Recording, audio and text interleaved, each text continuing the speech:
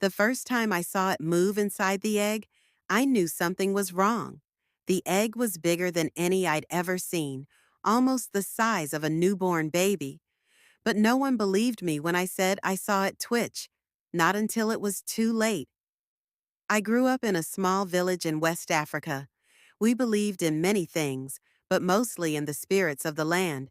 If something strange happened, we'd go to the elders for answers.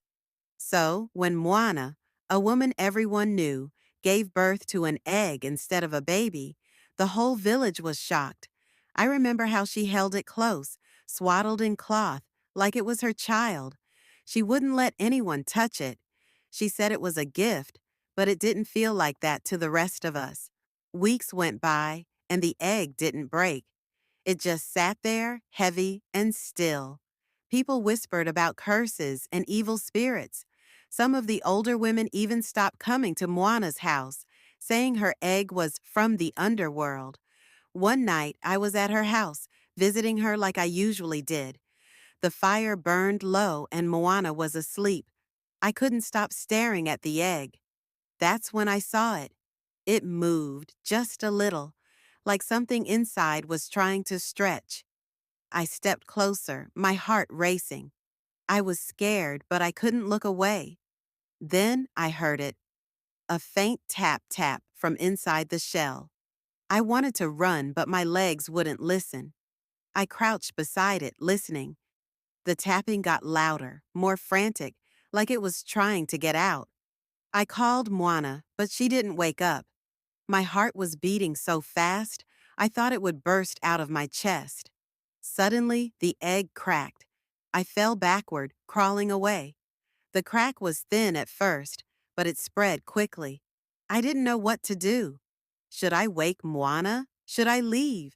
My mind raced, but before I could decide, a small hand pushed through the crack. It was dark, shriveled, like an old man's hand, but smaller, much smaller. Moana woke up then. She saw the hand and screamed, "My baby!" She ran to the egg, but I couldn't move. I was frozen, watching as the thing inside the egg pushed harder, breaking the shell piece by piece. More of it came into the light, a head, a face. Its eyes were wide open, and they didn't look human. They were empty, black holes. Moana reached for it, but I screamed at her to stop. I told her it wasn't a child, but she wouldn't listen. She grabbed it, cradling it in her arms like it was a newborn. But it wasn't a baby. Its skin was tight, gray, almost like it was already dead. And then it made a sound, a low, rattling breath. The thing turned its head toward me, those black, hollow eyes staring right through me. My blood ran cold. I don't know why, but I knew right then it wasn't going to stop at just being held. I stood up, legs shaking, and backed away. Moana rocked it, whispering to it, ignoring the way it moved, the way its limbs twitched and twisted like it was learning to use them. She kept saying, "My baby, my baby." But it wasn't a baby. It was something else, something that shouldn't have come into this world.